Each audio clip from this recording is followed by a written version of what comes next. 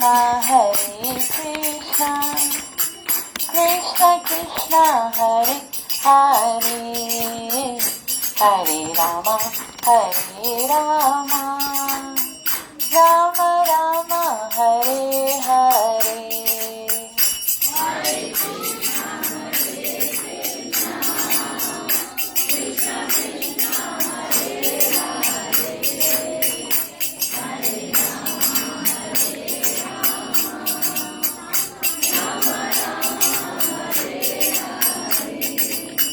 Hare Krishna, Hare Krishna, Krishna Krishna, Hare Hare, Hare Rama, Hare Rama, Rama Rama, Hare Hare.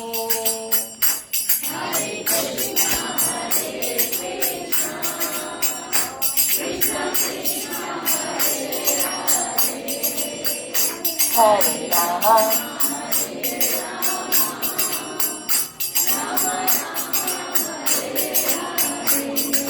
Hare Krishna, Hare Krishna, Krishna Krishna, Hare Hare, Hare Rama, Hare Rama, Rama Rama, Hare Hare.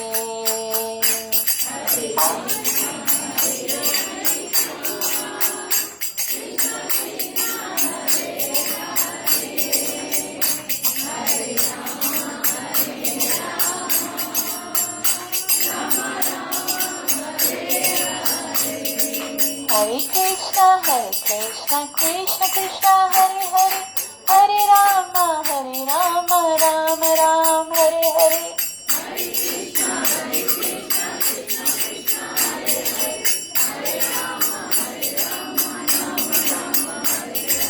Hare Krishna, Krishna Krishna, Hare Hare, Hare Rama, Rama Rama, Hare Hare.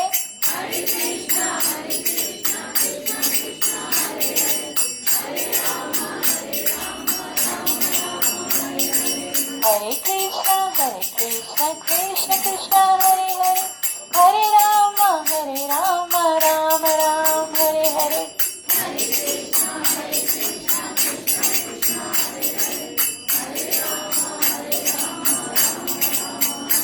Hare Krishna,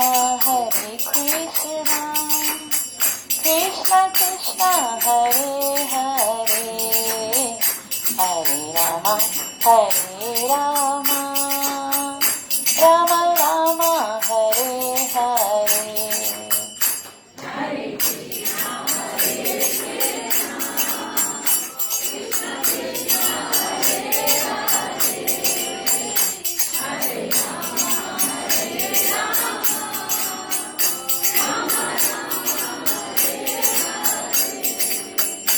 Jaya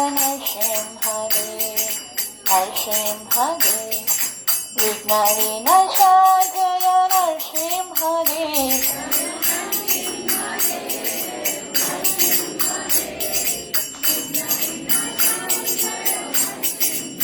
Jaya Narsimha-Dev, Narsimha-Dev, Vigna Vinasha, Jaya Narsimha-Dev.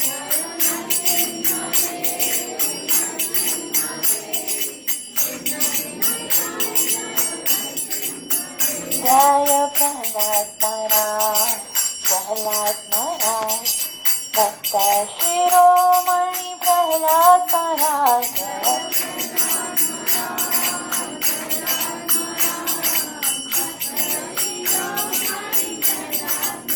Jaya Gauranitai,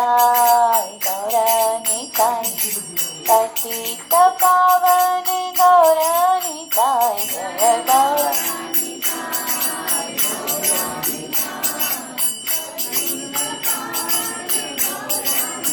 Jaya Jaya Gurudev, Gurudev, Gurudev, Jaya Jaya Gurudev.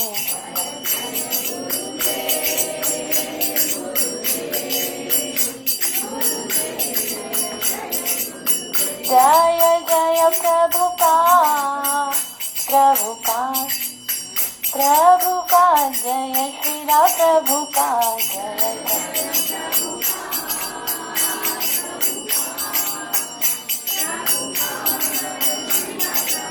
Nitai गौर हरि बोल हरि बोल हरि बोल निताई गौर हरि बोल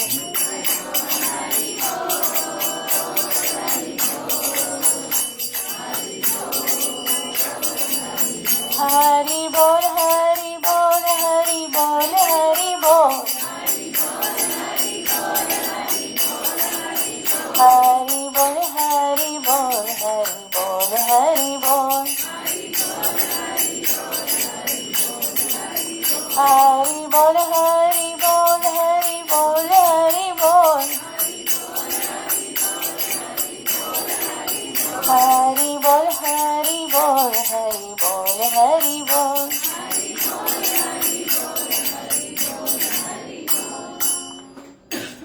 युग धर्म हरिनाम संकीर्तन यज्ञ की हरि पावन अवतार चैतन्य महाप्रभु की सर्व विघ्न विनाशक नरसिंह भगवान की समस्त भक्तों का आज के इस सत्र में हृदय की गहराई से हार्दिक स्वागत है।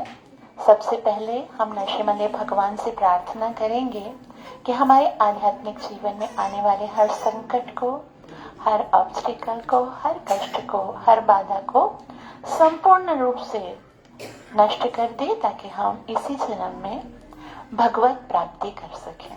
और उसके लिए हम नरसिंह कवच का पाठ करेंगे। आप सब साथ में मेरे साथ साथ पढ़िए। ओम अथ श्री प्रहलाद कृत श्री नरसिंह कवचम नरसिंह कवचम वक्षे प्रह्लादेनोदितं पुरा सर्वरक्षाकरं पुण्यं सर्वोपद्रवनाशनं सर्वसम्पत्करं चैव स्वर्गमोक्षप्रदायकं ध्यात्वा नरसिंहं देवेशं हेमसिंहासनस्थितं विवृतास्यं त्रिनयनं शरदिन्दुसमप्रभं लक्ष्म्यालिङ्गितवामाङ्गं विभूतिभिरुपाश्रितं चतुर्भुजं कोमलाङ्गं स्वर्णकुण्डलशोभितम् ओरोजशोभितोरस्कं रत्नकेयूरमुद्रितं तप्तकाञ्चनसङ्काशं पीतनिर्मलवाससम् इन्द्रादिसुरमौलिस्तस्फुरन्माणिक्यदीप्तिभिः विराजितपदद्वन्द्वं शङ्खचक्रादिहेतिभिः गरुत्मता च विनयात् स्तूयमानं मुदान्वितं सुहृत्कमलसंवासं कृत्वा तु कवचं पठेत् नरसिंहो मे शिरः पातु लोकरक्षात्मसम्भव सर्वगोपीस्तम्भवास बालं मे रक्षतु ध्वनिं नरसिंहो मे दृशौ पातु सोमसूर्याग्निलोचन स्मृतिं मे पातु नरहरि मुनिवर्यस्तुतिप्रिय नासां मे सिंहनासस्तु मुखं लक्ष्मीमुखप्रिया सर्वविद्याधिपः पातु नरसिंहो रसना मम वक्त्रं पात्व इन्दुवदन सदा प्रह्लादवन्दिता नरसिंह पातु मे कण्ठं स्कन्दौ उभरणान्तकृत् दिव्यास्त्रशोभितभुजौ नरसिंह पातु मे भुजौ करौ मे देववरदो नरसिंह पातु सर्वशः हृदयं योगिसाध्यस्य निवासं पातु मे हरि मध्यं पातु हिरण्याक्ष वक्षकुक्षिविदारण नाभिं मे पातु नरहरि स्वनाभि ब्रह्म संस्तुतः ब्रह्माण्डकोटयः कट्यां यस्यासौ पातु मे कटिं गुह्यां मे पातु गुह्यानां मन्त्राणां गुह्यरूपदृक् ऊरु मनोभव पातु जानुने नररूपदृक् जङ्गे पातु धरा भार हर्तायो सौनिकेसरी सुरराज्य प्रद पातु पादौ मे नररीश्वरः सहस्रशीर्षा पुरुष पातु मे सर्वशस्तनो महोग्रह पूर्वतः पातु महावीराग्रजोर्मितः महाविष्णु दक्षिणे तु महाज्वालस्तु नैऋतो पश्चिमे पातु सर्वेश दिशि मे सर्वतोमुख नृसिंहा पातु वायव्यं सौम्यं भीषणविग्रह ईशान्यं पातु वज्रो मे सर्वमङ्गलदायक संसारभयदः पातु मृत्योर्मृत्युर्नृकेसरी नृसिंहा कवचं प्रह्लादमुखमण्डितं भक्तिमान् यः पठे नित्यं सर्वपापै प्रमुच्यते पुत्रवान् धनवान् लोके दीर्घायुरुपजायते यं यं कामयते कामं तं तं प्राप्नोत्य संशयं सर्वत्र जयमाप्नोति सर्वत्र विजयी भवेत् भूम्यन्तरिक्ष दिव्यानां ग्रहाणां विनिवारणं वृश्चिकोरगसम्भूत विशापहरणं परं ब्रह्मराक्षसयक्षाणां दूरोत्सारणकारणं भुजे वा तालपत्रे वा कवचं लिखितं शुभं करमूले धृतं येन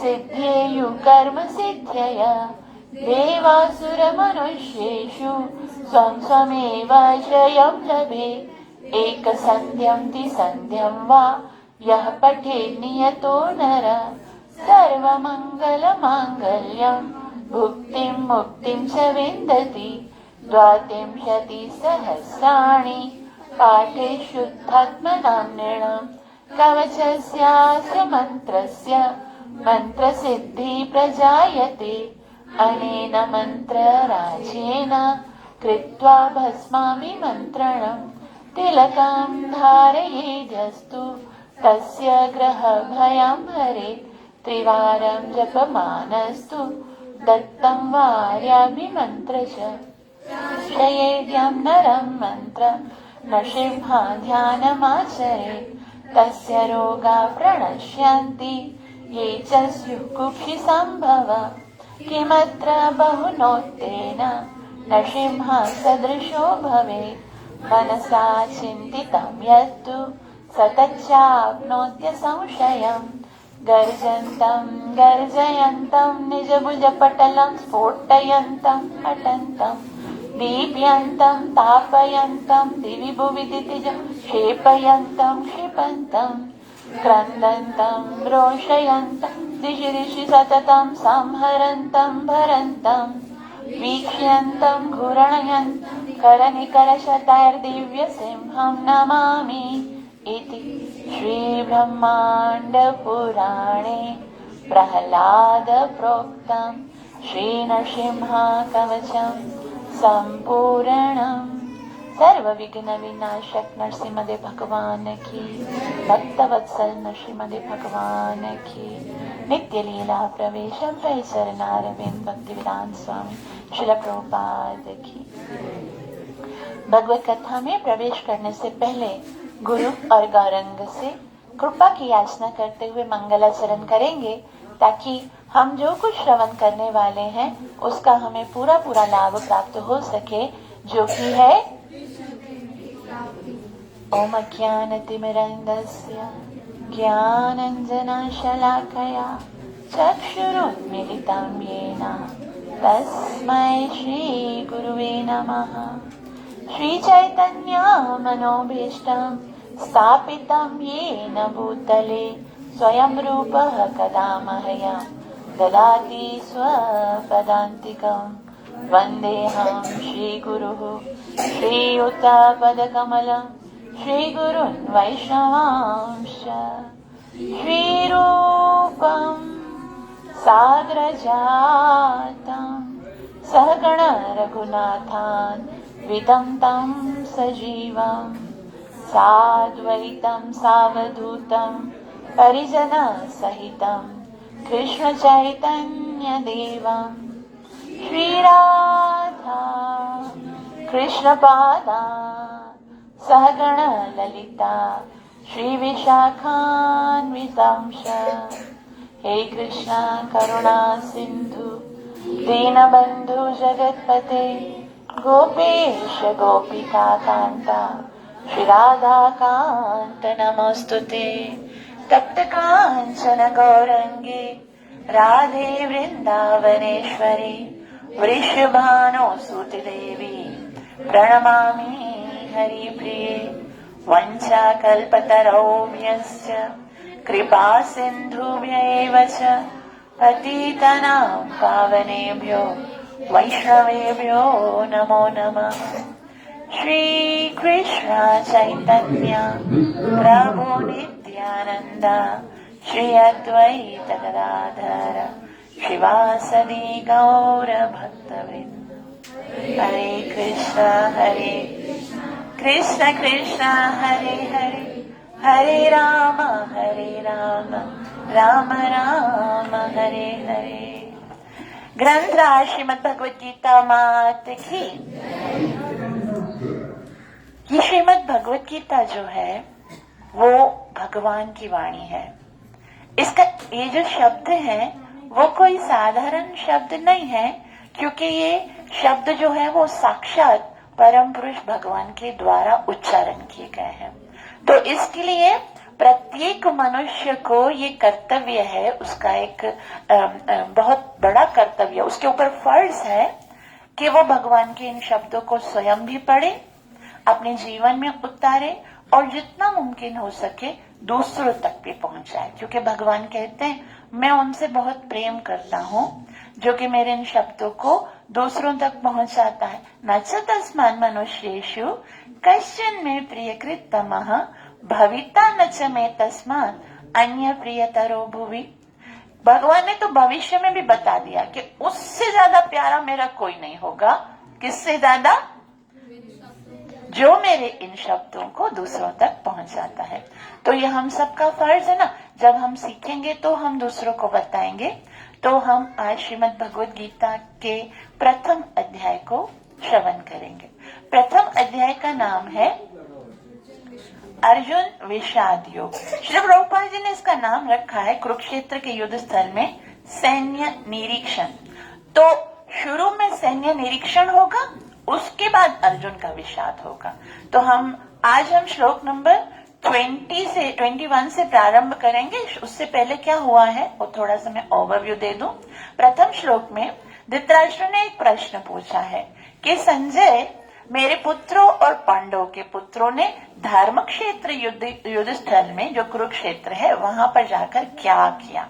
तो यहाँ से धृतराष्ट्र की मनोस्थिति यानी उसका मनोभाव पता चलता है कि बहुत भयभीत है, क्योंकि जानता है जहां पर युद्ध हो रहा है वो जगह कौन सी है?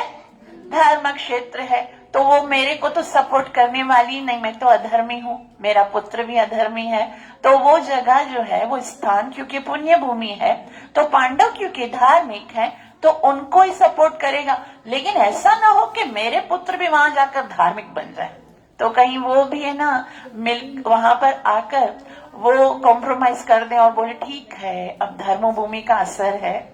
यहाँ पर देखो मंदिरों में, वृंदावन में या फिर अच्छी जगह पे हम जाते ना तो दूसरों के साथ युद्ध लड़ाई करने का दिल नहीं करता, चलो ठीक है कर देते ना, ठीक है उसको भले मिल जाए।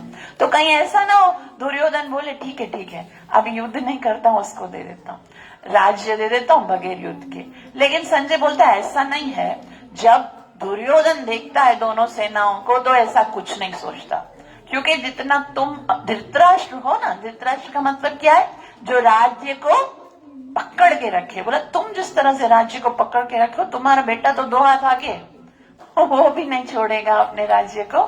तो फिर वो कहा जाता है दृष्टवा तो पांडवानेकम व्यूढ़म दुर्योधनस्तथा आचार्यम, अपने आचार्य गुरु महाराज के पास आता है।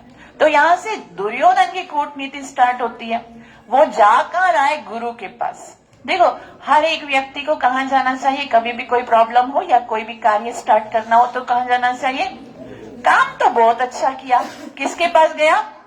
गुरु के पास। लेकिन मैंने आपको पहले एक क्लास में बताया था कि भक्ति में कृष्ण कॉन्शियसनेस में प्रकृति जो है वो आपके एटीट्यूड पर डिपेंड करती है, आपके मन में क्या चल रहा है। अगर आपके मन में कूटनीति है तो आपका कार्य कोई महत्व नहीं रखता। हरे कृष्ण। तो दुर्योधन के मन में क्या चल रहा है? कूटनीति चल रही है ना, डिप्लोमेसी चल रही है। तो जा रहा कहाँ है? आई थिंक आवाज डबल आ रहा है क्या? सही। हरे कृष्ण कृष्ण कृष्ण हरे हरे, हरे राम तो पहले कहाँ गया? गुरु महाराज के पास। बता रहा क्या है कि देखो मैं आपको क्या दिखा रहा हूं, तुम्हारी गलती दिखा रहा हूं। देखो, तुमने सिखाया दृष्टद्युम्न को, पता भी था कि दृष्टद्युम्न जो है वो किसका पुत्र है? द्रुपद का। और द्रुपद को पुत्र जो है वो क्यों उसने उत्पन्न किया था? ताकि वो तुम्हें मारे, और तुमने अपनी सारी युद्ध कला दृष्टद्युम्न को सिखा दी। अब देखो कैसा तो व्यूह रचना किया है उसने, इतना अच्छे तरीके से व्यूह रचना किया है। अब देखो वही जिसको तुमने है ना ये सब सिखाया, वो हमें मारने के लिए यहाँ पर खड़ा हो गया। तो इस तरह से गुरु के पास जाकर, देखो हमने पहले पढ़ा था उपदेश अमृत में कि जो शुद्ध वैष्णव हैं कभी भी उनकी गलती, वो वाला सही था ना?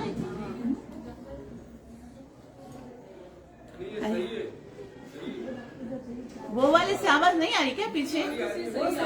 आई थिंक ये सही है, दोनों लगा। मेरे ख्याल में ये मुझे कंफर्ट लग रहा है। आप तक आवाज आ रही है प्रभु? दिलीप प्रभु आ रही है ना? अभी देखो शांति से सुनेंगे तो आएगी, और मुझे इससे ज्यादा कंफर्ट लग रहा है। ठीक है, फिर क्या हुआ? दुर्योधन जाकर अपने गुरु को बताता है कि आपकी गलती से हुआ, और उसके बाद 3 श्लोकों में ये बताता है कि ये जो पांडव है ना, हम सोच रहे हैं कि पांडव की सेना थोड़ी सी है, लेकिन इतना नहीं, क्योंकि ये राजनीति का एक बहुत ही बड़ा गुण है, पॉलिटिक्स है, युद्ध कला का एक गुण है कि कभी भी सामने वाले दुश्मन जो है, हमारा जो शत्रु है, उसको अंडर एस्टिमेट नहीं करना चाहिए, उसको कभी भी कम नहीं समझना चाहिए। तो हमको भी किसी को भी कम नहीं समझना चाहिए। आध्यात्मिक जीवन में भी खुद को हमेशा छोटा समझना चाहिए और दूसरे भक्तों को महान समझना चाहिए। लेकिन क्योंकि यहाँ पर मनोभाव अलग है, एटीट्यूड अलग है, तो उसका रिजल्ट भी अलग है। तो अलग अलग पांडवों की सेना के नाम बताता है कि उसके अंदर कौन कौन है, और उसके बाद बोलता है ऐसा नहीं कि हमारे पास कुछ नहीं है, हमारे पास कौन है? पहले गुरु महाराज को भगवान आप हो। आप कौन हो? सारी जितने भी योद्धा हैं उनके गुरु हो। तो आपने सिखाया है तो जाहिर सिखाने वाला तो सीखने वाले से ज्यादा एक्सपर्ट होगा, ज्यादा युद्ध कला में निपुण होगा। और साथ साथ में हमारे साथ कौन है? भीष्म पितामह। वो तो इच्छा मृत्यु का कवच पहन कर आए। कोई ऐसा होता है जिसको इच्छा मृत्यु? तो हमारे पास बहुत सारे योद्धा हैं, उनके नाम बताता है, और फिर सोचता है कि ना बताता है कि हमारी जो सेना है वो क्योंकि भीष्म पितामह के द्वारा सुरक्षित है, इसलिए हमारी सेना जो है वो असीम है। क्योंकि उस भीष्म पितामह ही कभी नहीं मरेगा तो फिर हमारी सेना को कौन अटैक करेगा? और उनके पास तो कौन है सेना को संरक्षण करने वाला? भीम है। तो भीम इतना ज्यादा एक्सपर्ट नहीं है, उसके पास इतना एक्सपीरियंस नहीं है। भीष्म पितामह ने तो बड़े बड़े युद्ध लड़ाई किए हैं।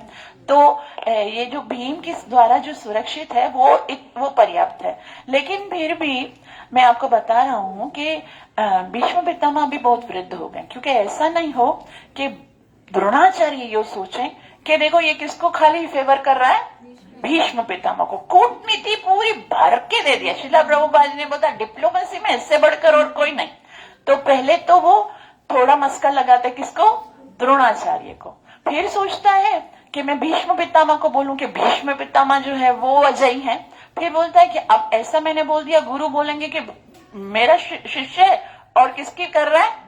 भीष्म पितामह। बोला लेकिन है ना भीष्म पितामह भी बूढ़े हो गए ना, तो दूसरे लोग ऐसा नहीं वो सोचे कि दूसरे जो लोग हैं, अभी हर कोई आया है ना युद्ध करने के लिए, अपने प्राणों की बलि देने के लिए, तो ये ना सोचें कि दुर्योधन खाली भीष्म पितामह और द्रोणाचार्य को भी इंपॉर्टेंस दे रहा है, हमारी कोई इंपॉर्टेंस नहीं है। तो अब जोर से बोल रहा है कि भीष्म पितामह क्योंकि बूढ़े हो गए हैं तो तुम सबको चाहिए कि उनकी सुरक्षा करो, क्योंकि युद्ध तो हम सबको मिलना, वो अकेले थोड़ी ना युद्ध करेगा, हम सबको मिलकर युद्ध करना पड़ेगा, तभी तो हम जीतेंगे। फिर भीष्म पितामह ने सोचा ये ना बहुत बड़बड़ कर रहा है, इसको अभी चुप कराना चाहिए। फिर भीष्म पितामह क्या करते हैं, सिंहनादम विनज्जय शंखम दद्म प्रतप्त, तो सिंह का गर्जना के जैसा वो शंखनाद करते हैं। उसके बाद सारे जो जितने भी कौरवों के लोग हैं वो शंख बजाते हैं, दो श्लोकों में उसका वर्णन है। उसके बाद आगे के श्लोक नंबर 15, 16, 17 और 18 इन सब में पांडवों के जो सेना है उनके शंखों का वर्णन है। और ऐसा बताया जाता है, नमस्य पृथ्वीं चैव तुमुलोभ्यनुनादयन् सघोषोदाष्टानां हृदयानि व्यदा, कि जैसे ही पांडवों के पक्ष वालों ने शंख बजाए तो धृतराष्ट्र के जो भी है न पुत्र हैं उनके हृदय दिल दहलने लगे। मतलब नहीं, मुझे ऐसे कंफर्ट है, बहुत डिस्टर्ब कर रही हूँ। हरे कृष्णा हरे राम। तो ऐसा बताते श्रील प्रभुपाद जी कि जब वो लोग शंख बजा रहे थे, भले सिंह की तरह गरजना तो कर रहे थे, लेकिन पांडव की तरफ से किसी का भी दिल धड़क नहीं रहा था, हृदय जो है ना वो वहवल नहीं हो रहा था। लेकिन जैसे ही पांडव के पुत्रों ने शंख बजाया तो क्या हुआ, कौरवों के दिल दहलने लगे। तो मतलब इसका क्या है कि भक्त जो है उसके सामने चाहे कोई भी आ जाए वो कभी भी भयभीत नहीं होते, क्योंकि कृष्ण के चरण क्या है, अभय प्रदान करने वाले हैं। भज हो रे मन श्री नंद नंदन अभय चरणारविंद। तो भक्त जो है वो भगवान के लिए कुछ भी करने के लिए तैयार है, उसके सामने चाहे कितना बड़ा संघर्ष हो, यदि उसे लगता है कि मैं इससे कृष्ण प्रसन्न हो रहे हैं तो उसके लिए भयभीत होने की कोई आवश्यकता नहीं है।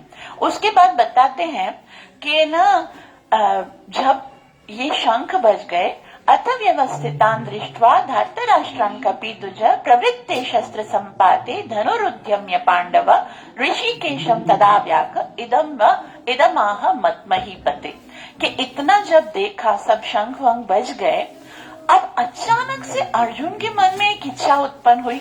क्या इच्छा उत्पन्न हुई कि मैं युद्ध करने से पहले सेना को देख लूं। अब देखो, दुर्योधन ने पहले ही क्या कर दिया था, सारी सेना को देख लिया था। दुर्योधन ने सबको देख लिया, बोला ना भाई उसमें ये है, हमारे पास ये है। लेकिन तब अर्जुन ने सोचा बस जो भी होगा सामने मारना है। लेकिन अब अचानक से अर्जुन के मन में आया कि मुझे सबको देखना। ये बिल्कुल मतलब युद्ध की तैयारी में इन्होंने 100 साल लगा लिए थे, इतना आसानी से युद्ध नहीं हुआ था। कौन सा युग चल रहा था, द्वापर युग में आयु कितनी होती है, 1000 वर्ष होती है, और इन्होंने बहुत बड़ा टाइम पीरियड खाली युद्ध की तैयारी की थी। अर्जुन तो युद्ध की तैयारी इतनी जबरदस्त तरीके से कर रहे थे। इसको बंद कर दीजिए, बंद कर दो, बहुत शोर कर रही है ना। तो उस युद्ध की तैयारी के लिए वो तो स्वर्ग भी गए थे, है ना, स्वर्ग के देवताओं से भी अस्त्र लेकर आए थे। और पाशुपत अस्त्र तो कहां से लिया था, महादेव से भी लिया था। तो बहुत ही अच्छे तरीके से युद्ध की तैयारी हो चुकी थी, और ये युद्ध जो था अवश्यंभावी था। कृष्ण को लेकर आ गए थे कि भाई आपको आना है मेरी साइड में और सारथी बनकर।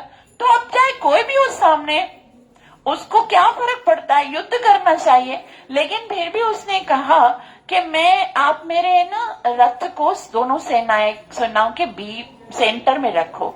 और यहाँ पर जो है अर्जुन से ऐसे बोलने के बाद कृष्ण को किस तरह से बोलता है, ये बहुत ही सुंदर श्लोक है। और श्री प्रभुपाद जी ने बहुत ही ब्यूटीफुल उसका तात्पर्य दिया है, जिसमें भगवान का अपने भक्तों के प्रति कितना प्रेम है वो बता रहे हैं। देखो, ये भगवान है और भक्त के कहने पर सारथी बन गए हैं। और सारथी बनने के बाद भी ऐसा नहीं है कि भाई मैं बन गया हूं सारथी लेकिन चलाऊंगा अपनी, ऐसा नहीं है। जैसे ही अर्जुन जो है वो उनके मन में इच्छा होती है तो अर्जुन कृष्ण से क्या कहते हैं, हम श्लोक नंबर 21 से प्रारंभ करेंगे। तो जिनके पास गीता है या मोबाइल में है तो वो मेरे साथ साथ पढ़ सकते हैं या फिर श्रवण करें, ठीक है। अर्जुन उवाच सेनयोरुभयोर्मध्ये रथं स्थापयाम्युत यावदेतान्निरीक्षेऽहं योद्धुकामानवस्थितान् कर्मया सह योद्धव्यम् अस्मिन् रणसमुद्यमे।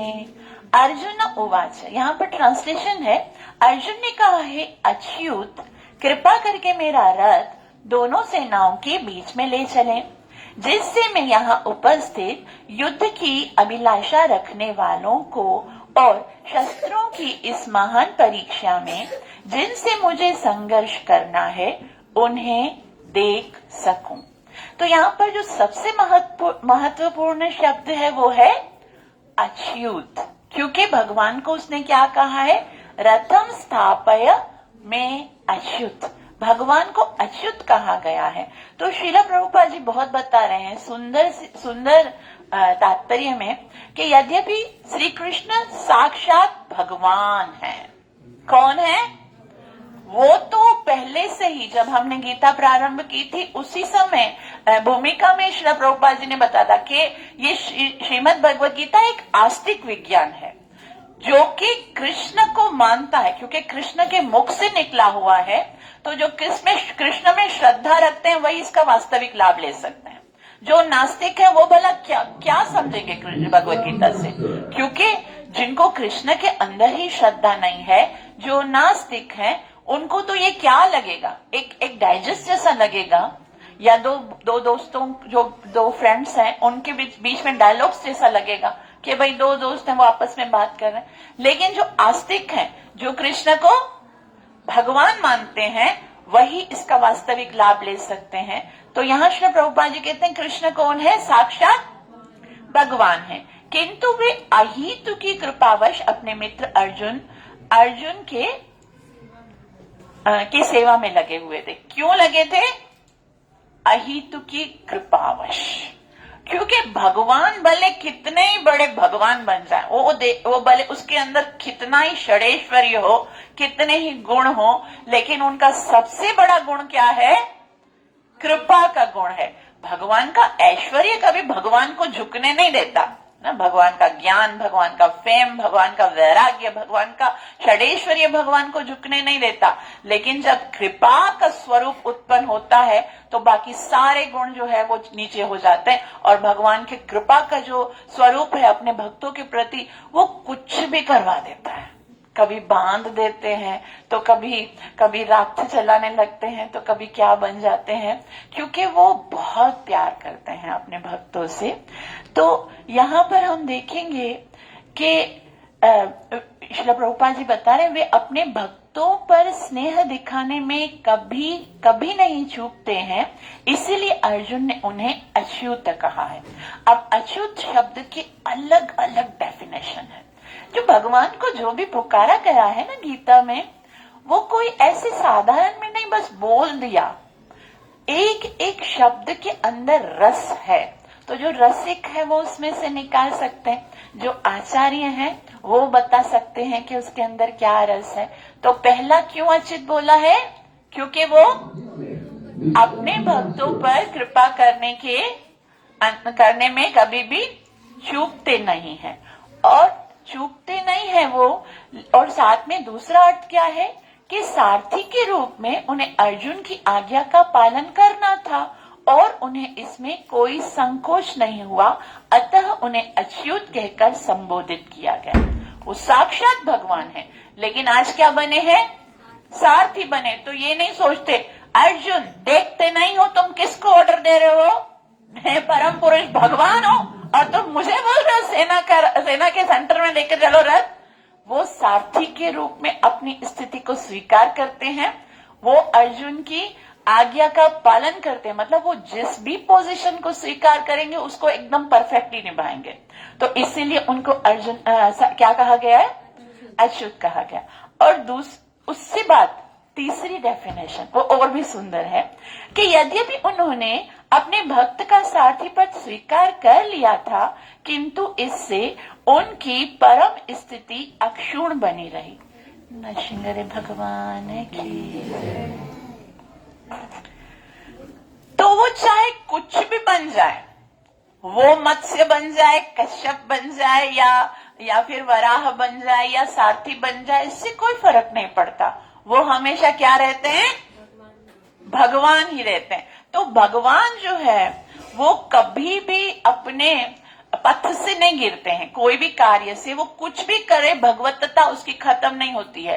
पहला अच्युत का मतलब क्या है कि वो कभी भी अपने भक्तों की सहायता करने में चूकते नहीं है। तो इससे क्या, पहला हमें श्रील प्रभुपाद जी मैसेज दे रहे हैं कि आप भक्त बन जाओगे ना, फिर आपको कोई डरने की जरूरत नहीं है, क्योंकि वो अपने भक्तों की सहायता करने में कभी नहीं चूकते। ऐसा नहीं है कि भक्त जो है कभी दुखी हो, भक्त को कोई प्रॉब्लम हो और भगवान को पता न चले, नहीं, भक्त को फिक्र नहीं होती है। भक्त को इसलिए फिक्र नहीं होती है क्योंकि उसकी फिक्र भगवान को होती है। अर्जुन तो आराम से सो जाते हैं, कृष्ण को रात को नींद नहीं आती है। कृष्ण बोलते हैं कि अब अर्जुन पिछले नेक्स्ट वाले युद्ध में भीष्म पितामह ना जाने कौन सी चाल चलेगा, ना जाने कैसे होगा, ना जाने ये कैसे होगा, तो कृष्ण को प्लानिंग करनी पड़ती है। अर्जुन तो आराम से सो जाता है। बस भक्त बन जाइए। फिर भगवान कहते हैं कांतेय प्रति जानी न में भक्त प्रणश्यति। ये तो ऐलान हो गया, ये तो पूरे चौराहे पर जोर से ऐलान कर दो कि मेरे भक्त का कभी भी नाश नहीं होने दूंगा, क्योंकि वो अच्युत हैं और अपने भक्त को कभी भी संकट में देखकर वो कभी भी नहीं छोड़ते, हमेशा उसकी सहायता करते हैं। दूसरा क्या था, वो जो पोजीशन स्वीकार करेंगे उसको परफेक्टली निभाएंगे, और चाहे कुछ भी करेंगे तब भी वो भगवान बने रहेंगे, इसीलिए वो अच्युत हैं। और आगे श्री प्रभुपाद जी कहते हैं कि प्रत्येक परिस्थिति में वे इंद्रियों के स्वामी श्री भगवान ऋषिकेश हैं। तो यहाँ कृष्ण को श्री प्रभुपाद जी ऋषिकेश बता रहे हैं।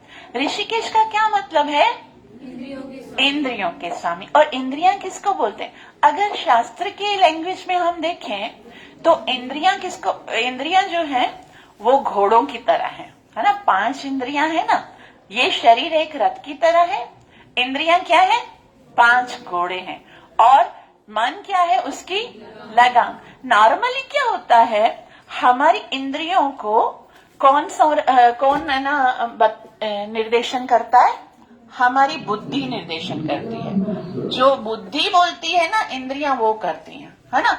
लेकिन जब कोई भक्त बन जाता है तो फिर उसकी इंद्रियों को उसकी बुद्धि निर्देशन नहीं करती। फिर भगवान बोलते हैं, बुद्धि को बोलते हैं, बुद्धि अब साइड में हो जाओ, अब सारथी की जगह पर मैं बैठूंगा।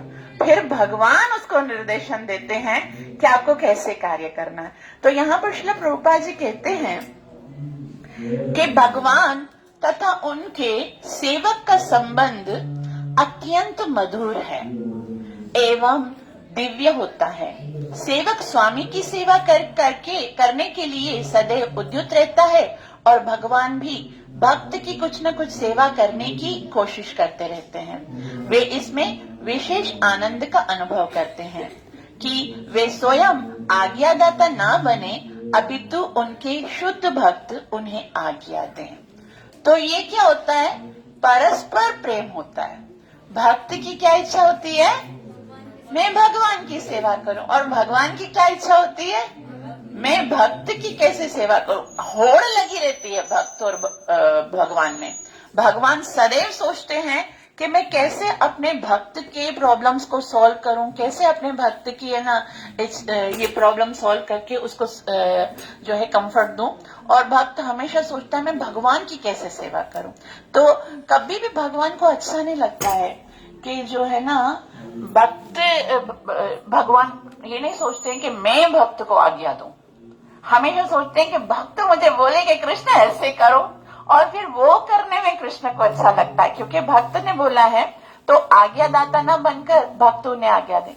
क्योंकि वे स्वामी हैं, अतः सभी लोग उनके आज्ञा पालक हैं और उनके ऊपर उनको आज्ञा देने वाला कोई नहीं।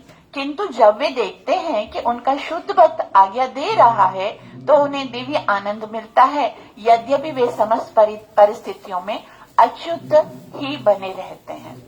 तो वैसे तो वो स्वामी हैं, वही आज्ञा देने वाले हैं, लेकिन जब वो देखते हैं कि उनका भक्त उनको आज्ञा दे रहा है तो वो बहुत खुश होते हैं और प्रसन्न होकर उस आज्ञा का पालन करते हैं। भगवान का शुद्ध भक्त होने के कारण अर्जुन को अपने बंधु बांधवों से युद्ध करने की तनिक भी इच्छा नहीं थी। यहाँ पर आया था, लेकिन अब सोच रहा था युद्ध करने के लिए स्टार्ट हुआ, बोले एक बार देखूं।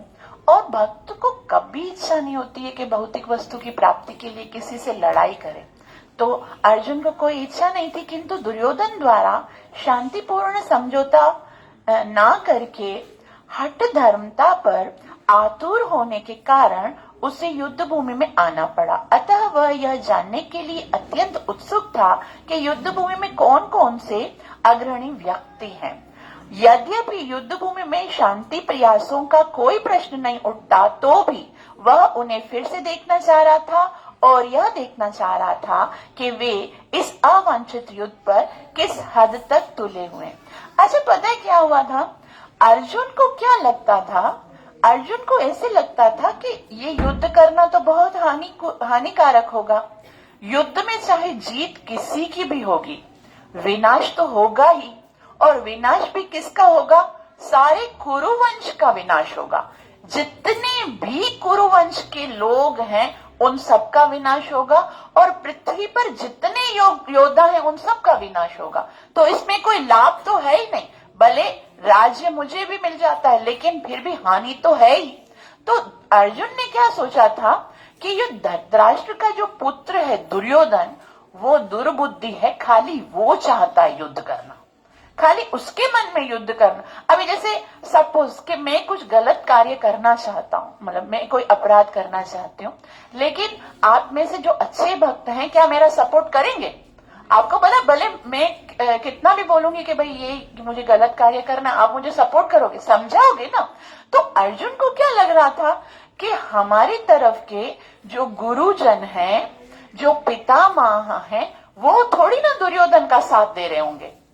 दुर्योधन तो अधर्मी। अभी देखो आगे वाले श्लोक में 23 में दुर्योधन बहुत ही सुंदर अर्जुन बात कहता है भगवान को। वो कहता है, योत्स्यमानान वेक्षेहम् य एतेऽत्र समागता धार्तराष्ट्रस्य दुर्बुद्धे युद्धे प्रिय चिकीर्षव। के योत्स्यमानान वेक्षेहम्, मैं देखना चाहता हूँ, या एते अत्र समागता, कौन कौन आया है, कौन कौन क्यों आया है? धार्तराष्ट्र से दुर्बुद्धे। वो तो धृतराष्ट्र का पुत्र है, वो कौन है? दुर्बुद्धि है। वो तो गलत करना चाहता है, वो तो गलत ही कर रहा है युद्ध करके, समझ नहीं रहा है कि थोड़ी सी भूमि देकर भी हम तो संतुष्ट हो जाएंगे। वो तो गलत कर रहा है, लेकिन उसको सपोर्ट कौन कौन कर रहा है? वो सोच रहा था शायद इस युद्ध में भीष्म पितामह थोड़ी आए होंगे, भीष्म पितामह थोड़ी ये दुर्योधन की इतनी गलत काम में उसको सहायता करेंगे। और मेरे गुरु महाराज अर्जुन कितना प्रेम करते द्रोणाचार्य से, बोले द्रोणाचार्य थोड़ी आए होंगे, और मेरे दूसरे भाई भी हैं, वो सब प्रेम करते हैं दुर्योधन के साथ। सिर्फ जो नालायक लोग होंगे ना, जो दुर्बुद्धि होंगे, दुर्बुद्धि लोग ही आए होंगे ना, थारे अच्छे अच्छे लोग थोड़ी आए होंगे। तो बोला कि मैं देखना चाहता हूं कि कौन कौन आया है।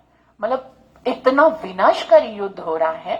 श्रील प्रभुपाद जी, मुझे उन लोगों को देखने दीजिए जो यहाँ पर धृतराष्ट्र की दुर्बुद्धि पुत्र यानी दुर्योधन को प्रसन्न करने की इच्छा से लड़ने के लिए आए हैं।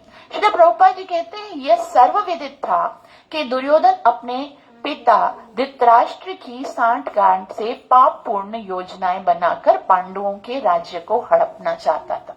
सबको पता था कि बाप बेटा जरूर कुछ न कुछ उल्टा सीधा सोच रहे हैं। वो तो चाहते हैं कि हम क्या करें, राज्य हड़प लें। अतः जिन समस्त लोगों ने दुर्योधन का पक्ष ग्रहण किया था वे उसी के समान धर्मा रहेंगे। तो जिसने उनके साइड में उनको सपोर्ट किया होगा वो तो वैसे ही दुर्बुद्धि होंगे। अर्जुन युद्ध प्रारंभ करने से पहले यह तो जान ही लेना चाहता था कि कौन कौन से लोग आए हुए हैं, किंतु उनके समक्ष समझौता का प्रस्ताव रखने की उसकी कोई योजना नहीं थी। वो खाली फिलहाल तो खाली देखना चाहता था। यह भी तथ्य है कि वह उनकी शक्ति का जिसका उसे सामना करना था अनुमान लगाने की दृष्टि से उन्हें देखना चाह रहा था। यद्यपि उसे अपनी विजय का विश्वास था। क्यों?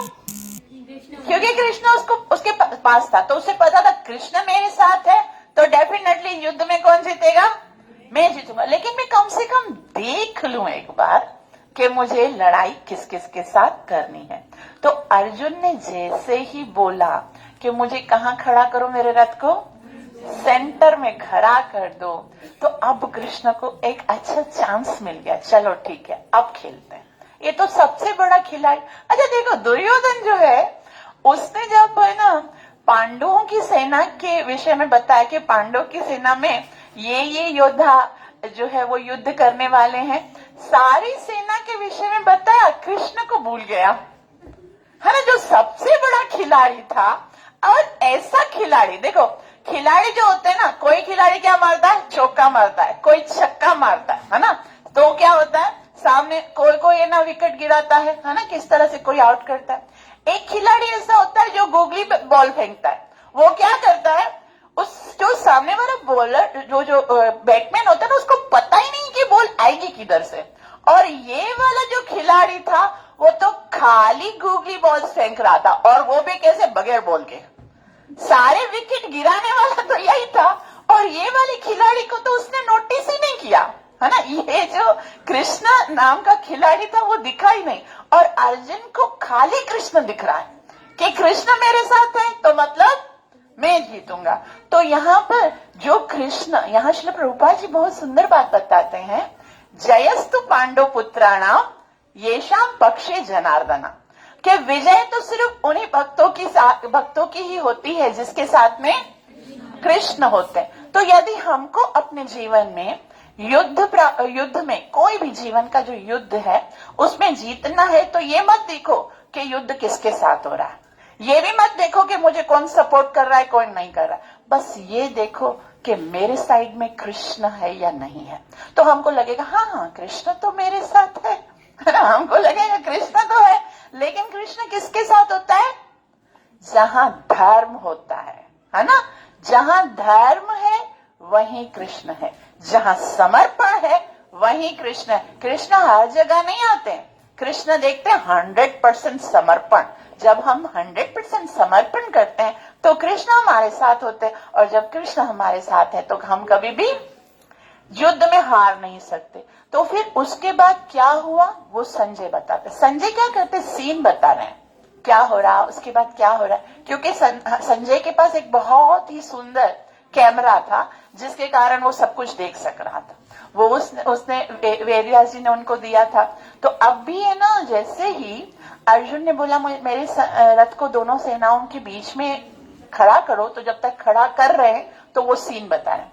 संजय उवाच एवमुक्तो ऋषिकेशो गुडाकेशेन भारत सेनयोरुभयोर्मध्ये स्थापयित्वा रथोत्तमा। एवमुक्तो ऋषिकेशो, यहाँ पर देखो भगवान का नाम दिया है। हर एक श्लोक में एक अलग, एक बहुत ही सुंदर नाम दिया, और उसी के अनुसार जो है वो गेम खेली जा रही। मतलब नाम के साथ इतने सुंदर सुंदर अर्थ जो है, एक एक नाम के, जो भगवान का जो नाम है उसके बहुत बहुत सुंदर है। यहाँ पर कृष्ण को क्या कहा गया और अर्जुन को क्या कहा गया? गुड़ाकेश। ऋषिकेश का मतलब क्या है? इंद्रियों के स्वामी। और इंद्रियां क्या है? ये घोड़े। और रथ क्या है?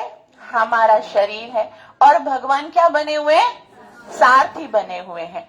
तो जो हमारी इंद्रियों को जो चला रहे हैं, यहाँ पर कृष्ण अर्जुन की इंद्रियों को, खाली अर्जुन के रथ को ही नहीं बल्कि अर्जुन की शरीर रूपी इंद्रियों को भी वो ही निर्देशन दे रहे हैं। अर्जुन जैसा जैसा कृष्ण बोलेंगे वैसा वैसा ही करेंगे, है ना। जैसा जैसा कृष्ण बोलेंगे अर्जुन उसी निर्देशन के अनुसार करेंगे।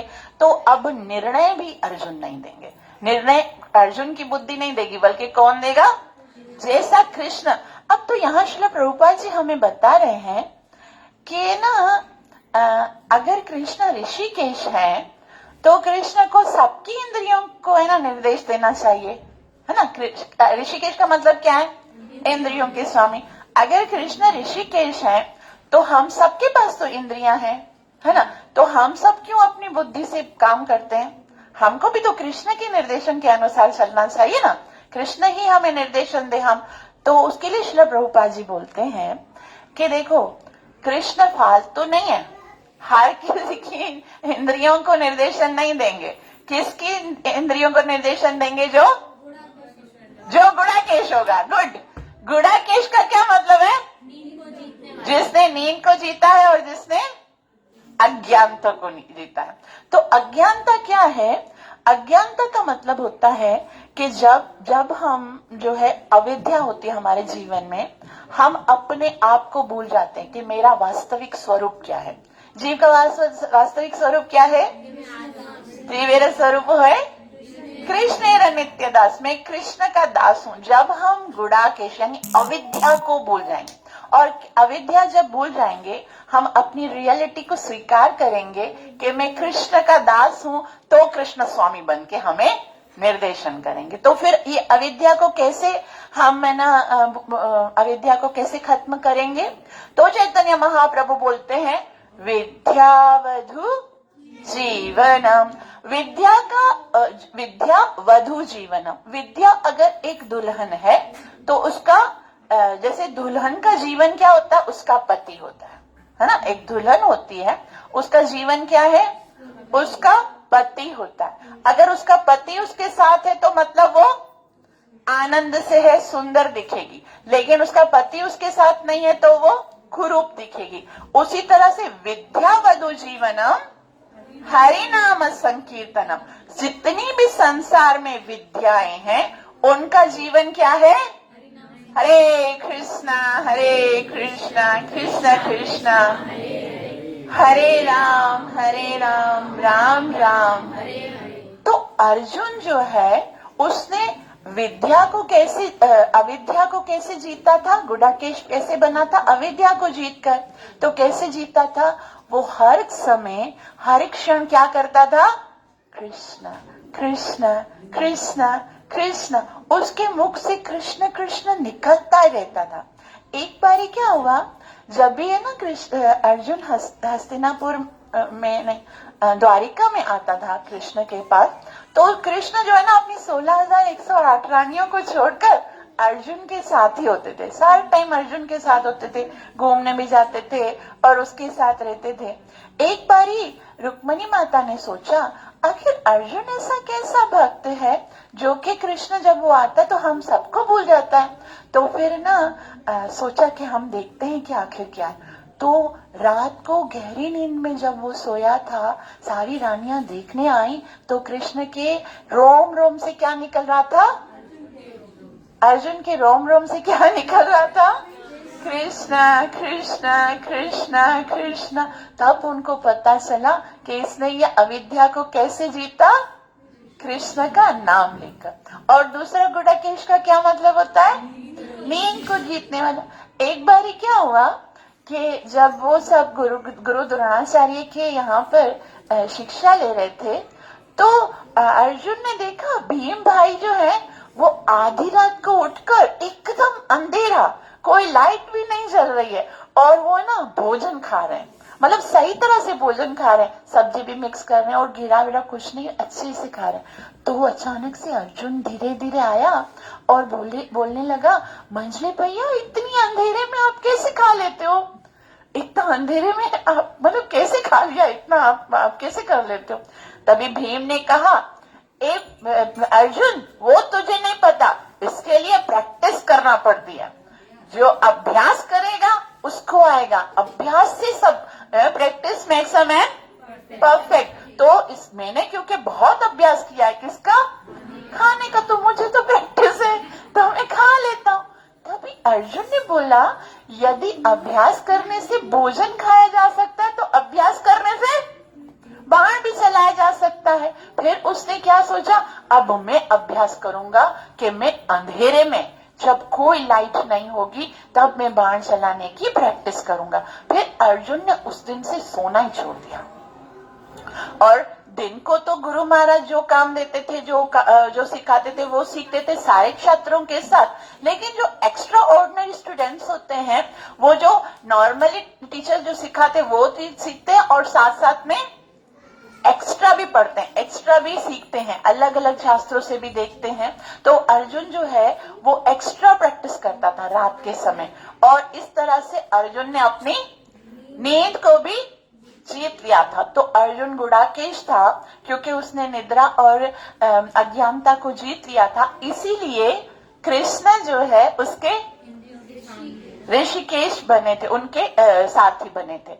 तो इसका मतलब है अगर हम चाहते हैं कि कृष्ण हमारी इंद्रियों के भी स्वामी बने, हमें भी संरक्षण प्रदान करे, हमारे रथ को चलाए, तो हमको क्या बनना पड़ेगा, गुड़ाकेश बनना पड़ेगा। कैसे बनना पड़ेगा, अविद्या को कैसे नाश करेंगे, हरे कृष्णा कृष्ण कृष्ण हरे हरे राम राम राम हरे। अविद्या को ऐसे नाश करेंगे।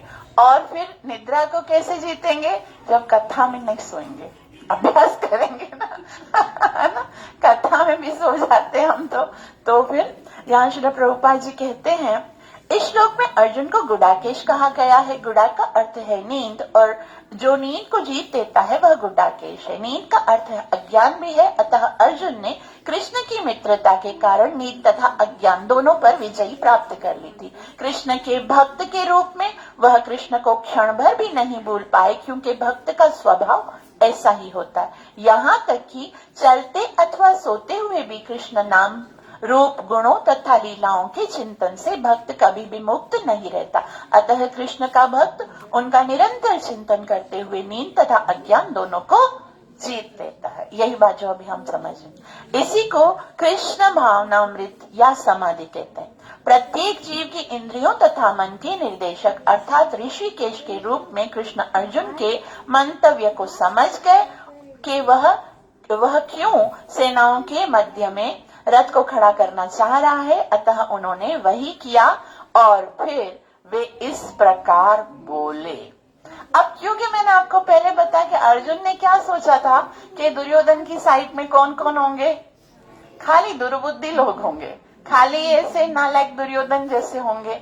और कृष्ण को बोला चलो फिर भी देख लेता हूँ कौन कौन है, मतलब मैं एक माइंड सेट कर दिया कि कौन हो। और कृष्ण को बोला मेरा रथ दोनों सेनाओं के बीच में खड़ा करो। और कृष्ण इतनी बड़ी कुरुक्षेत्र का मैदान एकदम बड़ा है, कोई कृष्ण ने ऐसे प्रकार रख के गोल बना के थोड़ी ना सेंटर में खड़ा किया होगा कि भाई कौन सा सेंटर, किधर भी खड़ा कर सकते थे ना कृष्ण, लेकिन कृष्ण को तो खेलना है। तो फिर उसने डायरेक्ट से जाकर रथ को वहां खड़ा कर दिया जहां पर कौन खड़े थे, भीष्म और द्रोण खड़े थे। दोनों वो ऐसे गुरु और पितामह को देखकर वो तो बिल्कुल खत्म कि अच्छा ये दुर्योधन का साथ देंगे, मुझे इनको मारना पड़ेगा, खत्म। मतलब युद्ध का जो अंदर से प्रेशर था ना कि मुझे युद्ध करना है, वो सब डाउन हो गया, सोडा की तरह सब डाउन हो गया। और जैसे ही कृष्ण ने दोनों सेनाओं के बीच में युद्ध खड़ा किया, और कृष्ण खाली खड़ा नहीं कर दिए। कुछ लोग बोलते हैं भाई प्रथम चैप्टर में तो कृष्ण का कोई भी श्लोक नहीं, लेकिन जो आचार्य वो देख रहे हैं कि यहाँ पर देखो श्लोक नंबर 25 में ऐसा बलि नहीं कहा गया है कि श्री भगवान उवाच, ऐसा नहीं कहा गया, लेकिन क्या उवाच पार्थ पश्येत। पार्थ देखो तो कौन बोल रहा होगा, कृष्ण ही बोल रहा है ना। तो हम पढ़ेंगे श्लोक नंबर 25। भीष्म द्रोण प्रमुखतः सर्वेषां च महीक्षिताम् उवाच पार्थ पश्येतान् समवेतान् कुरुनीति। भीष्म द्रोण तथा विश्व भर के अन्य समस्त राजाओं के सामने भगवान ने कहा, हे पार्थ, यहाँ पर एकत्र सारे कुरुओं को देखो। तो यहाँ पर कृष्ण ने कहा, किसको? अर्जुन को कहा देखो। यहाँ पर किसको दिखा रहे? दिखा रहे किसको है? भीष्म और द्रोण को। मतलब अब जो है उनको देखते ही जानबूझकर, क्योंकि कृष्ण ने रथ यहाँ पर खड़ा किया था। क्यों खड़ा किया था? क्योंकि अर्जुन भगवान का पार्षद था और भगवान अपने पार्षदों को इस भौतिक जगत में इसलिए भेजते हैं ताकि उनके द्वारा हम जैसे मूर्ख लोगों को उपदेश मिल सके। क्योंकि हम तो क्वेश्चन नहीं करेंगे, हम तो भगवान की बात सुन भी नहीं सकते, और हम तो उल्टी कोई बात सुन रहे। अरे एक माता जी मुझे फोन करती है कि मुझे मेरे भगवान बोलते हैं ऐसा करो, मतलब उल्टी सीधी बातें बता देते हैं। बोला मेरे घर वाले मुझसे बहुत नाराज है, क्योंकि मुझे भगवान बोलते हैं गलत काम करने के लिए, कोई ना कोई गलत काम के उसको मारो, या मंदिर से ये फोटो निकाल दो, या ये चीज फाड़ दो, ये कर दो। मैंने कहा भगवान नहीं बोल रहा ना, तो भगवान ऐसे क्यों बोलेगा? तो हम ना अपनी कोई ऐसे होता है, वहम होता है, भ्रम होता है, हम समझते हैं कि ऊपर से ही निर्देशन आ रहा है, इसलिए हमको भगवान की बात नहीं समझ में आएगी। हमको कैसे समझ में आएगी? एवं परंपरा प्राप्तम। ये परंपरा से ज्ञान कभी भी नहीं सोचना चाहिए ये जो गलत कोई अंदर से निर्देशन आ रहा है, गलत कोई है ना हमको डायरेक्शन दे रहा है, वो भगवान की द्वारा। कोई भक्त लोग है ना, गलती करके भी बोलते ये हो सकता है भगवान की मर्जी से हुआ हो। ये बहुत बड़ा भ्रम है। भगवान का नाम है अच्युत, उसको गलती करना आता ही नहीं है, ना वो कभी गलती कर सकता है ना ही गलती करवा सकता है। अगर हम कुछ गलत कर रहे हैं तो वो भगवान का निर्देशन नहीं, हमारी अपनी वासना है जो हमें गलती करवाती है, और हम थोपते हैं हो सकता है ये भगवान की मर्जी से नहीं, भगवान की मर्जी से नहीं हुआ, ये मेरी भौतिक वासना के कारण हुआ है। इस बात को समझना पड़ेगा।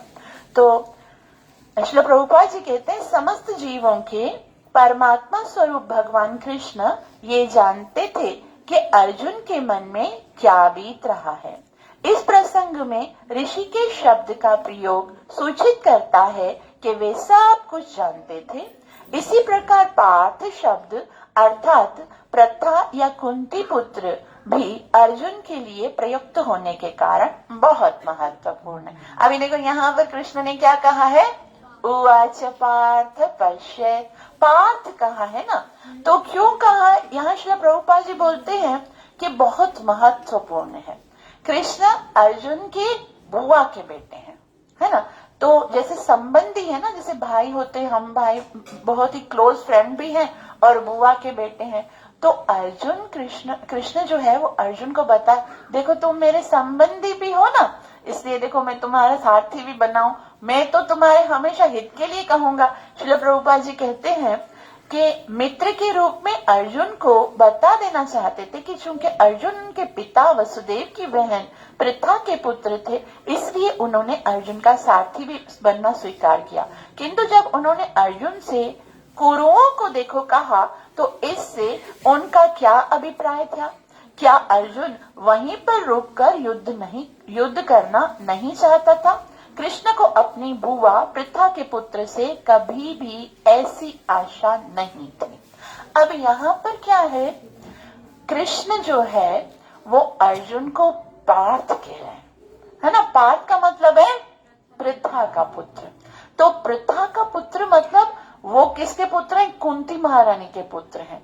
और कुंती महारानी जब कृष्ण आते हैं ना युद्ध स्थल में, तो कृष्ण को बोलती, जब कृष्ण जाते हैं ना वहां पर शांति दूत बनकर, तो कुंती माता कृष्ण को बोलती है कि हे कृष्ण, मेरे पुत्रों को बोलना कि क्षत्राणी जिस दिन के लिए संतान उत्पन्न करती है वो दिन आ गया है। मतलब वो बताना चाह रही है कि मैं चाहती हूँ कि तुम अधर्म का नाश करो। अब वो तुम उस प्रथा के पुत्र हो, उस क्षत्राणी जो माता है उसके पुत्र हो, तो तुम यहाँ पर ऐसे इनको देखकर निर्बल नहीं हो जाना। ये मत सोचना कि युद्ध नहीं करना है, इसलिए पहले ही शब्द में उसको है ना वो पार्थ बोल के उसको बता रहे हैं। तो श्रील प्रभुपाद जी कहते हैं कृष्ण को अपनी बुआ प्रथा के पुत्र से कभी भी ऐसी आशा नहीं थी। इस प्रकार से कृष्ण ने अपने मित्र की मनस्थिति को पूर्व सूचित परिहासवश दी है। तो यहाँ पर पहले ही उसको बता रहे हैं कि युद्ध तो तुमको किससे करना है, भीष्म और द्रोण के साथ करना है, लेकिन तुम बेटे किसके हो, प्रथा के बेटे हो, जो उसने पैदा ही तुमको इस दिन के लिए किया है कि तुम अधर्म का नाश करो, तो तुमको युद्ध तो करना ही पड़ेगा। अब अर्जुन ने जब सेंटर में खड़े हो गए, खाली भीष्म द्रोण को भी देखा और सारे लोगों को देखा, जितने भी वहां पर खड़े ना अर्जुन को देखा, अरे ये भी आया है, अरे ये भी आया, दूसरे को देख, ये सब दोनों सेनाओं में अर्जुन देख रहा है तो मेरे ही है। अगर देखो जितने भी अपने परिवार के लोग थे ना, जितने अपने प्रिय लोग थे, सबसे ज्यादा बड़ा हमारे घर में जो सबसे बड़ा होता है, जिसके साथ हम कभी युद्ध नहीं करेंगे, हमेशा उसका आदर करेंगे, वो कौन होता है, हमारे गुरु महाराज, है ना। गुरु महाराज से कभी कोई युद्ध करता है, जैसा भी बोलेगा हमको उसकी बात माननी है, कभी हमको उनके साथ एब्यूज वर्ड्स भी नहीं बोलने हैं, है ना, कभी भी कुछ ऐसा नहीं बोलना है। गुरु महाराज ने बोल दिया जंप, हमको क्या बोलना है, हाँ भाई बस बताओ मरना है, कितना ऊपर से मारो, ये नहीं बोलना क्यों मरो भाई। तो गुरु महाराज के लिए तो हमारे मन में कितना आदर होना चाहिए, और सामने गुरु खड़े, उसको मारना पड़े। उसके बाद नीचे और कौन होता है जिसका हम आदर करते हैं, हमारे दादाजी, है ना, जो पितामह होते, वहां पर पितामह भीष्म, जिन्होंने नहला दिया अपने स्नेह से पांडवों को। पांडव की तो मृत्यु हो गई थी, आज ये 5 पांडव खड़े हैं तो भीष्म पितामह की कृपा से खड़े, और सामने युद्ध उनसे करना पड़ेगा। मेरे दादा, मेरे गुरु, और उसके बाद चाचा, बहुत सारे चाचा टाइप के लोग थे, उनके मामा थे, और उसके बाद भाई। अब देखो अपने 5 भाई, ठीक है, वो भी यहाँ पर थे, और दूसरे जितने भी कोरु हैं वो भी तो भाई है ना, ऐसा थोड़ी है, वो भी तो हमारे ही मेरे उसके धृतराष्ट्र तो उसके पिता के भाई थे, तो भाई, तो सारे भाई भी वहां पर खड़े हुए, और उसके साथ साथ में उसके पुत्र भी खड़े हुए। अभिमन्यु भी वहां पर था, द्रौपदी के 5 पुत्र भी वहां पर थे, गुरु है, दादा है, चाचा है, भाई है, पुत्र है, पौत्र भी है, तो उन सब का वध मुझे करना पड़ेगा। तो मतलब इससे क्या होगा कि जितने भी हमारी इंटायर फैमिली है, जितना भी कंप्लीट कुरु डायनेस्टी है, उस सारा का विनाश होने वाला है। अब तो सारा का सारा जो कुरु वंश है वो समाप्त हो जाएगा, डिस्ट्रॉय हो जाएगा। और ये जैसे ही उसने सोचा, आगे कहते हैं श्लोक नंबर 26 में, तत्र पश्यत् स्थितान् पार्थ पितॄन्नथ पितामहान् आचार्यान् मातुलान् भ्रात्रान् पुत्रान् पौत्रान् सखींस्तथा श्वशुरान् सहदश्चैव सेनयोरुभयोरपि। अर्जुन ने वहां पर दोनों पक्षों की सेनाओं के मध्य में अपने चाचा, तावों, पितामहों, गुरुओं, मामाओं, भाइयों, पुत्रों, पौत्रों, मित्रों, ससुरों और शुभ चिंतकों को भी देखा। श्रील प्रभुपाद जी कहते हैं अर्जुन युद्ध भूमि में अपने सभी संबंधियों को देख सका। वह अपने पिता के समकालीन भूरीश्वरा जैसे व्यक्तियों, भीष्म तथा सोमदत्त जैसे पितामहों, द्रोणाचार्य तथा कृपाचार्य जैसे गुरुओं, शल्य तथा शकुनी जैसे मामाओं, दुर्योधन जैसे भाइयों, लक्ष्मण जैसे पुत्रों, अश्वत्थामा जैसे मित्रों, कृतवर्मा जैसे शुभ चिंतकों को देख सका। वह उन सेनाओं को भी देख सका जिनमें उसके अनेक मित्र थे। तो अर्जुन जो है उन सबको देखकर अभी पूरा का पूरा बिविल्डर्ड हो गया, खत्म। अब उसका जो वो था ना युद्ध करने का जोश था ना, वो खत्म हो गया। उसको लगा युद्ध करने के बाद जो मिलने वाला है और युद्ध करने से जो हानि हो रही है, उन दोनों को अगर कंपेयर करके मैं देख रहा हूं तो हानि ज्यादा है, लाभ कम है। तो जिस चीज में हम अगर देखते हैं बहुत ज्यादा हानि है और मिलने वाला बहुत कम लाभ है, तो उसमें हमें क्या करना चाहिए? वो काम नहीं करना चाहिए ना, क्योंकि लाभ तो है ही नहीं, हानि बहुत ज्यादा है और लाभ खाली मुझे पहुंचेगा, हानि पूरे विश्व को पहुंचेगी शायद, तो फिर हमको वो कार्य नहीं करना चाहिए। तो श्लोक नंबर 27 से लेकर श्लोक नंबर 46 तक अर्जुन जो है वो युद्ध जो है वो ना करने के लिए तर्क देते हैं। तर्क क्यों देते हैं? एक तो युद्ध ना करने का एक कारण होता है कि मैं बहुत भयभीत हो गया हूं इन सबको देखकर कि कहीं मैं युद्ध में हार न जाऊं, इसके लिए मुझे युद्ध नहीं करना। लेकिन पहला ही श्लोक यहाँ पर संजय बताते हुए कहते हैं, तान समीक्ष्य स कौन्तेय सर्वान् बन्धून् अवस्थितान् कृपया परयाविष्टो विषीदन्निभमान् अब्रवीत्। कृपया परयाविष्टो मतलब वो डर के मारे नहीं। कुछ लोग ऐसे जैसे अभक्त होंगे ना, उनको लगेगा पहले अर्जुन डर गया था, इसके लिए उसने बोला अभी मैं भीष्म द्रोण के साथ कैसे युद्ध करूंगा। लेकिन यहाँ पर बताया जा रहा है अर्जुन भयभीत नहीं थे, बल्कि क्या था? कृपया, करुणा से अभिभूत हो गए थे। तो ये करुणा जो है वो तो बहुत अच्छा गुण है ना। अगर हमारे मन में किसी के लिए करुणा होती है, ऐसे करुणा तो बहुत आवश्यक है कि दूसरों के ऊपर। वैष्णव जन तो ताहे कहिए जे पीर बढ़ाई जाने रे, तो ये तो वैष्णव का सबसे बड़ा गुण है। लेकिन यहाँ पर जो करुणा है वो क्यों हो रही है? वो इसके लिए हो रही है क्योंकि वो शरीर के संबंधियों को देख रहा है। तो इसको हम आगे पढ़ेंगे, क्योंकि है ना यहाँ भगवान उसको क्या बोलेंगे आगे। भगवान जब सेकंड चैप्टर में बोलेंगे तो क्या कहेंगे? अर्जुन जो तर्क दे रहा है ना, कृष्ण उस सारे तर्कों को गलत करके, खंडन करके उसको आंसर करेंगे। तो हमको एक एक तर्क जो है वो ध्यान से सुनना है। हम अभी पढ़ेंगे नहीं, डरिएगा नहीं। हरे कृष्णा कृष्णा कृष्णा हरे हरे राम राम राम। लेकिन हम इतना पढ़ते हैं कि जब कुंती पुत्र अर्जुन ने मित्रों तथा संबंधियों की इन विभिन्न श्रेणियों को देखा तो वह करुणा से अभिभूत हो गया और इस प्रकार बोला। मतलब वो जो भी अभी बोल रहा है वो किसके लिए बोल रहा है? क्योंकि उसके अंदर करुणा आ गई है। वैसे तो करुणा का गुण बहुत अच्छा है, लेकिन करुणा के कारण कोई भी अपने धर्म का त्याग नहीं कर सकता, क्योंकि अर्जुन जो है वो अपने धर्म का त्याग करना चाहता है। और जीव का धर्म क्या है? भगवान की इच्छा पूरी करना। जीव का धर्म यही है कि मुझे भगवान की इच्छा पूरी। कृष्ण चाहते हैं कि अधर्मियों का नाश हो, तो अर्जुन को वो कार्य करना है। लेकिन अभी अर्जुन के ऊपर करुणा आ गई है और कृष्ण उसको क्या बोलते हैं? क्लैवियम मास्मगमः पार्टी, गंदगी किधर से आ गई तुम्हारे अंदर? ये तो तुम्हारे को शूटिंग नहीं करती है, ये तो ना तुमको स्वर्ग में लेके जाएगी ना संसार में कीर्ति प्रदान करेगी। तो उसको हम आगे पढ़ेंगे। आप सबका बहुत बहुत आभार जो इतना प्रेम से श्रवण किया। कृपया मुझे आशीर्वाद अवश्य दीजिएगा, मैं सेवा साधना को अच्छे से कर सकूं और निरपराध भाव से हरि नाम का जप करके गुरु और कृष्ण को प्रसन्न कर सकूं।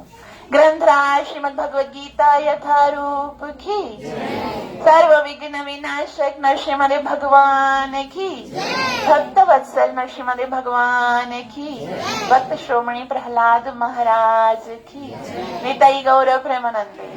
हरे कृष्णा कृष्ण कृष्ण हरे हरे, हरे राम राम राम हरे हरे, हरे कृष्णा कृष्ण कृष्ण हरे हरे, हरे राम राम राम हरे हरे, हरे कृष्णा कृष्ण कृष्ण हरे हरे, हरे राम राम राम हरे हरे। तो ये श्रीमद् भगवद गीता हम रोजाना दोपहर को 2-2:30 बजे के टाइम पर फेसबुक पर पढ़ते, सीरीज में पढ़ रहे हैं। तो यहाँ पर जो भी श्लोक आएंगे वही हम पढ़ेंगे। अगर आपको सीरीज में सुनना है तो रोज फेसबुक पर दोपहर को 2 से 2:30 बजे के बीच में हम स्टार्ट करते हैं, आप सुन सकते हैं। Thank you so much.